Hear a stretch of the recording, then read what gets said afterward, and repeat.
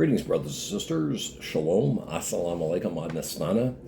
Just having a little breakfast here on this fine morning. And my good brother Owen Snowdon, a friend of ours, of course, dropped by last night. And he talked to us about the Grand United Order of the Knights of the Golden Horn. Okay, now, just to refresh our memories, hard to believe, but it has been 3 years since we covered this organization. The Grand United Order of Knights of the Golden Horn was founded in 1872, and it started out as kind of a side order or higher order of the Royal Antediluvian Order of Buffaloes in the United Kingdom. Right. In 1926, the Knights of the Golden Horn broke away from the RAOB and became sort of an independent order unto themselves. Members call each other and greet each other as comrades, and they meet in camps, right? There are 6 degrees to the Knights of the Golden Horn. I'll allow my guest to explain. He's going to bring some regalia. You'll see here on this particular segment, he brings some regalia, some of their medals and so on. To join, one must be 18 and over and a good character, free from criminal convictions. There's no upper age limit to it, right? And their motto is pro rege, lege, e grege.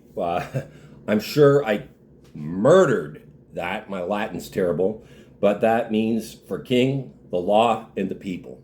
So I'm going to bring you this little interview I did with Brother Snowdon. I want you to see it, and so we can remember that the Knights of the Golden Horn are still around. We hope to one day, like I said, I hope to one day bring them to the rest of the world. I've been trying to do that since my first interview with Brother Snowdon on the Knights of the Golden Horn in 2022.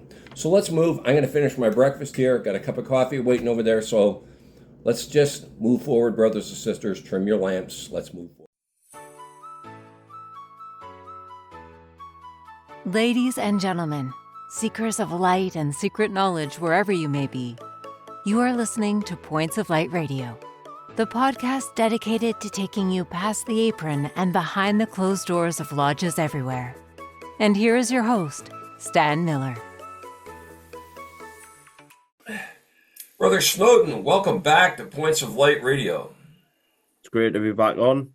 Yeah. You're here today to speak on the Knights of the Golden Horn.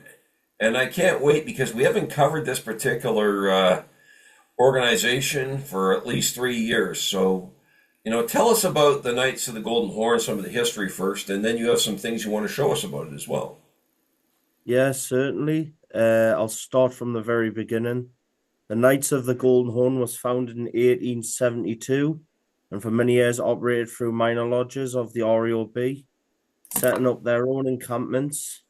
This was a predecessor to Knights chapters.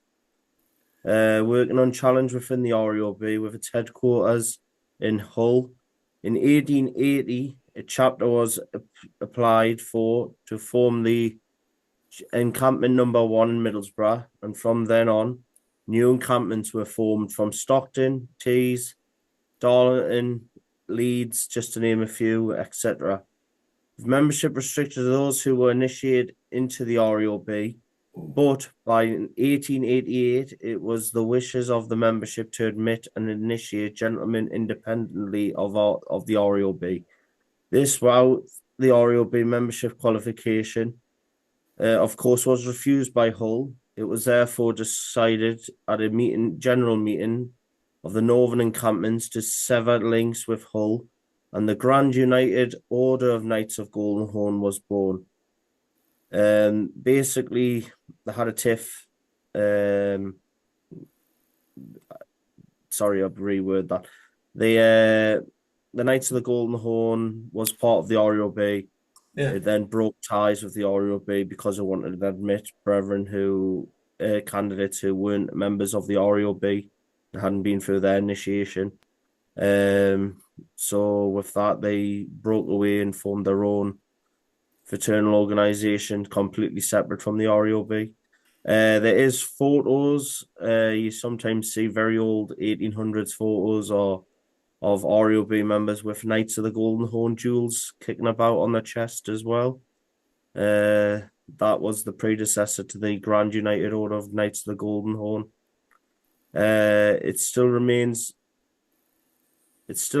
part of the original one in Hull, though. It still remained active up until 1926, when it was broke away completely.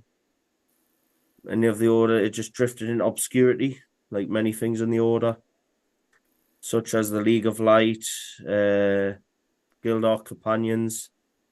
A lot of these different side orders within the RAOB broke away and formed their own fraternities or just ceased to exist. The order it celebrated its centenary in 1988, which at the time it would have been 122-year-old. Yeah, that's just a brief little bit of history on the Knights of the Golden Horn. The Knights of the Golden Horn do have 6 degrees. They're not all jewel related, so I'll show you some examples of the jewels. So starting now. So as you see on my chest, I'm a companion of the Knights of the Golden Horn. The companion jewel, which is this one here, is awarded to companions who have served for 6 months in the order. Then after that one, you are then after 12 further months, you're then raised to the Knight of the Order, which is this jewel. Nice. After which, another further 36 months, you're then made a member of the Knights of the Shield, which is this jewel here. Beautiful. And then afterwards, you would have to I don't have examples of these jewels, unfortunately, which they no longer become jewels, they become collarettes. So then you fall into the category of a collarette. So then it goes, a blue collarette is awarded after 6 years more on top of what you've already done. And you become a Knight, Sir Knight Chancellor. Then after a further 11 more years, you are awarded a red collarette, and you are known as a Senior Knight, Sir Knight Chancellor. Then the 6th degree is an Arch Knight Chancellor, and you wear a maroon collarette, and that is awarded after 21 years of service. Or a further 21 years, I believe. Is there a little ceremony for every one of these? I believe, yes, there are. Every degree has its own ceremony. And is it just me? Sorry, is it just me? Because I'm looking at these jewels. Being part of the RAOB myself, and of course you're further into it than I am, you can see the RAOB influence in them, can't you? You very much so can, especially with the Roll of Honor jewel. Yeah. Even down to some of the lettering. Yeah, that's what I'm talking about too, yeah. Okay. On top of that, there are other jewels. So when you sit as a Knight Commander, which is their equivalent to a worthy prime or past a master of their lodge, or as they call it, an encampment, you are then, after your term of office, awarded a past Knight Commander jewel. She is one now from encampment number 100. And you can see, so where a person in the RAOB would be very, very comfortable in this order. Yes, anyone would be a Freemason. It's so familiar to the RAOB, that's what I'm saying. Well, it has that tie in the sense, even though they said they broke away completely, you're going to have members still being curious and wanting to join it and see, like, oh, I wonder what the original Knights chapters were at one point. Do you find that their Um, ceremonies, the way their meetings are conducted, are very similar to the REOB? and I would say no. It's Okay, very unique. It's a very unique organization in its own right. Uh, it takes a completely different path. okay, So the Knights of the Golden Horn was to do with the Golden Horn River and the breaking of the siege into destroying the link chains, what stopped ships getting into yeah, harbors back in the day. And the Knights of the Golden Horn supposedly were the ones what broke that chain in the Golden Horn River. okay, On top of that, there is a duel which a lot of people don't enjoy doing, like a secretary. And in this organization, it is known as a scribe. okay. A scribe, after so many years of office and term, they are then awarded the scribe jewel, which is in my hand right now. Yeah, But yeah, there's not many jewels in that order. They do some commemorative ones, as you can see on my chest there, the Queen Elizabeth one. okay. But other than that, there's not many jewels and stuff. It's not like the REOB where there's jewels galore in that order. There's ones for service rendering, there's ones for centenaries, jubilees, coronations, Yeah.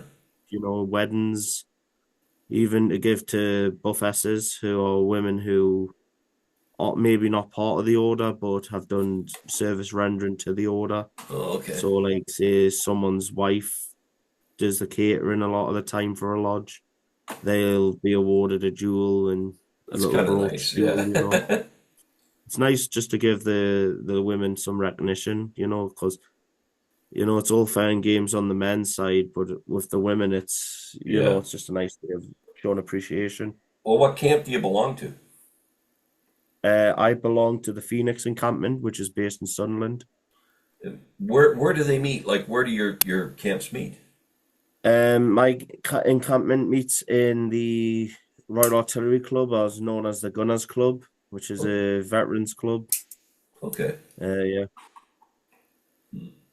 Now, how are they doing membership wise? I haven't been in a while, and I'm actually looking to go back just to get my next degree, which would be Knight of the Order. Mhm. I do hope to stick it in and try to do that because a little part of us didn't really enjoy it at the beginning of it all, and now I'm feeling like, you know what, I kind of want to go back to it. Mhm. That's the thing with a lot of these orders, people drift away, but then you get the diehards who are like, maybe I should give it another go. You Yeah, know, exactly.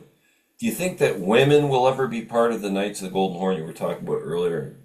no, it's No, it's a male only they're never going to mix. organization. Yeah, it'll never mix. It's a male only organization, just like the REOB is. It's for male only. Do you think that they'll ever, shall we say, reform their alliance with the RAOB? I don't think so. No, that's long gone. That's in the past. It's written in history now, and they're they're on their own 2 feet, and they've survived. Like I said in the brief history of them, they survived up to 122 years already. So I don't think they need to merge with anyone. But what drew you to the Knights of the Golden Horn? Well, my family lineage of the REOB and stuff like that, and I've always had an interest in the history and when I found out, the Knights of Golden Horn are still around, I might join that. I've had members in the past tell us, oh no, they're long gone now. And then I found out, no, they're not. They're just under their own organization now. Went along, joined, and never looked back on it. And just the last few years, I kind of drifted away from it. But now I kind of rekindled that light and I kind of want to find out, like I said previously, I says, people want to gain that further knowledge, and I do want to gain that. I want to progress in that society. Mm. And now, like I said, how do you think the Knights of the Golden Horn, how do you think it compares to the other bodies of fraternalism that you belong to? Do you feel it's equal to it, stands on its own? I've noticed in modern days it's very northern based. A lot of other fraternities I'm a member of are very international or worldwide. But the Knights of the Golden Horn, if I think they've kind of stuck to more the north of England. But yeah, and that's the only thing I kind of really can recognize from it. Mm-hmm. Interesting, very interesting. Yeah. Well, Mr. Snowdon, Brother Snowdon, I appreciate you getting up so early to talk to us today. No problem. All the best to you. I know you've got a day full of plans here and things you want to do with fraternalism, so you have yourself a great day, sir. Thank you very much. Pleasure. As always, it was a pleasure having Brother Snowdon here. I love the fact that he's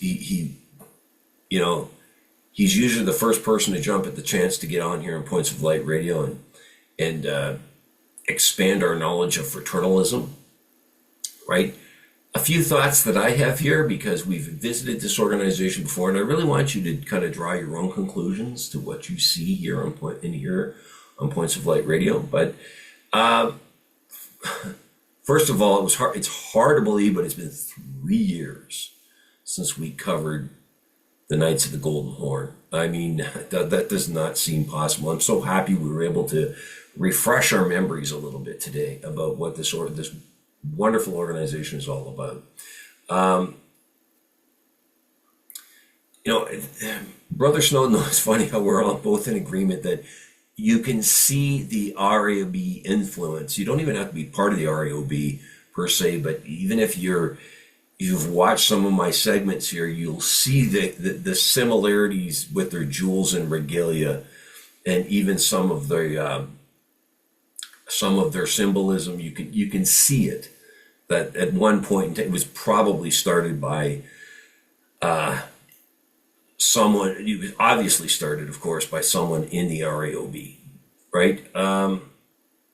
Right. And here again, I'm going to ask you again. Had you ever heard of the Knights of the Golden Horn before we featured them here on Points of Light Radio? The answer is probably not. But like I always say this, that's what Points of Light Radio is here to do, is to raise that profile. Part of what we're here to do, raise that profile. I want you to see the options as to what's out there. Now, right, the beautiful thing about this organization is it's not there again, it's good and it's bad, but they're not an appended body anymore. So you can just come in, even if you've never been affiliated with any lodge before, you can walk in and join this organization, and it just sounds like the rituals and degree work and so on are just amazing, right? So I just love that. So let's keep our minds open to that sort of thing. I'd love to see it here in North America someday. Maybe someday, I'll never say never, right? But, I'm going to leave it there and let you draw your own conclusions as to what you saw here. I encourage you to leave your feedback, right? And because we are available on both YouTube and Spreaker, please share, like, and subscribe when viewing this on YouTube, as well as leave your comments and your input, right? I keep saying this, I'll keep hammering on this. I want to see more comments and input in the detail section of these segments, right? There's a PayPal link as well in the detail section of this segment. You can hit on that link, make a voluntary donation to the podcast. We will use that to move Points of Light Radio forward. My Facebook link is at facebook.com/Points of Light Radio. My Twitter handle is at PO Light Radio. My Bluesky handle is at POLightRadio.bsky.social. You can see the link to my Spotify channel as well as my Points of Light Radio store. Brothers and sisters, as always, it's been a pleasure fellowshipping with Brother Snowdon as well as you today. Until we meet again, just step into